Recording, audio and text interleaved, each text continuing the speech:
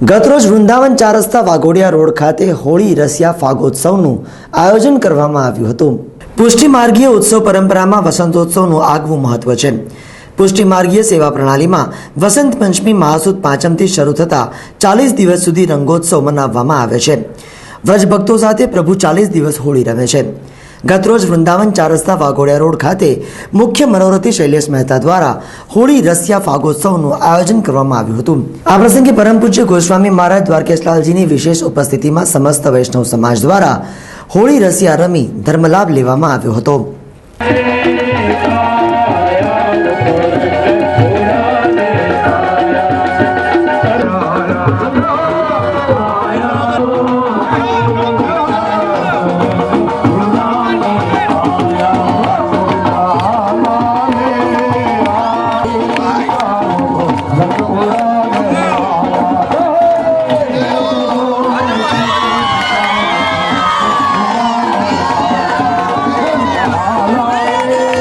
જગતગુરુ વિપોના માધ્યમથી એટલે કે વૈષ્ણવ ઇનરફેથ પુષ્ટિમાર્ગીય ઓર્ગેનાઇઝેશનના માધ્યમથી વડોદરામાં ફાગોત્સવ રસિયાનું મહામહોત્સવનું આયોજન કરવામાં આવી રહ્યું છે।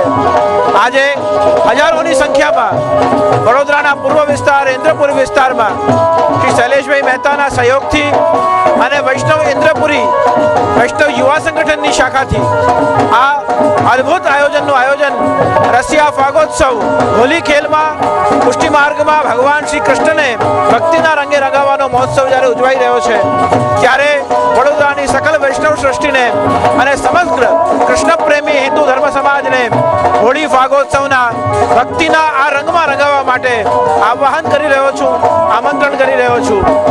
વિપોના માધ્યમથી સામાજિક સાંસ્કૃતિક અનેક પ્રકારની ચેરિટીની આધ્યાત્મિક ધાર્મિક પ્રવૃત્તિઓનું આ સંપૂર્ણ આયોજન મહોત્સવ સ્વરૂપે કરવામાં આવે છે। આ વર્ષના આ પ્રથમ આયોજનના સોપાન સ્વરૂપે જ્યારે વિપોના માધ્યમથી આ રસિયા મહોત્સવ થઈ રહ્યો છે તો ભક્તિના રંગે રંગાવવા માટે વડોદરાને આહ્વાન છે અને ખૂબ ખૂબ અભિનંદન, ખૂબ ખૂબ મંગલ કામના।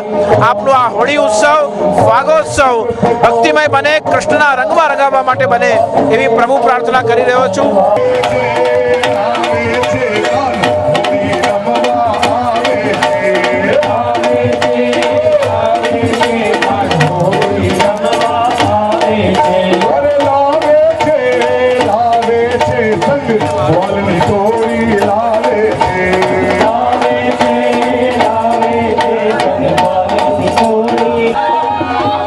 હોળી રસિયાનો કાર્યક્રમ પરમ પૂજ્ય ગોસ્વામી 108 દ્વારકેલાલજી મહારાજશ્રીની ઉપસ્થિતિમાં અને આપ જોઈ શકો છો કે એમને સ્થાપેલી સંસ્થા વિપો દ્વારા પ્રથમ પ્રોગ્રામ પૂર્વ વિસ્તારમાં કરવામાં આવ્યો છે। હજારોની સંખ્યામાં આજે વૈષ્ણવ એનો લાભ લઈ રહ્યા છે। જે પરંપરા છે પુષ્ટિ સંપ્રદાયની એ પરંપરાને અનુરૂપ આજે હોળીના રસિયા અહીંયા આગળ થઈ રહ્યા છે મહેતા મેમોરીઝ ખાતે અને એમાં શહેરના પૂર્વ વિસ્તારની સમગ્ર શહેરમાંથી વૈષ્ણવો ઉમટી પડ્યા છે। ત્યારે આ વિસ્તાર માટે આ એક ગૌરવવંતો દિવસ છે અને આવા દિવસ આગામી દિવસોમાં પણ આ વિસ્તારમાં રસિયાના કાર્યક્રમો થનાર છે। ત્યારે મોટી સંખ્યામાં વૈષ્ણવોનો લાભ લે એ જ અભ્યર્થના।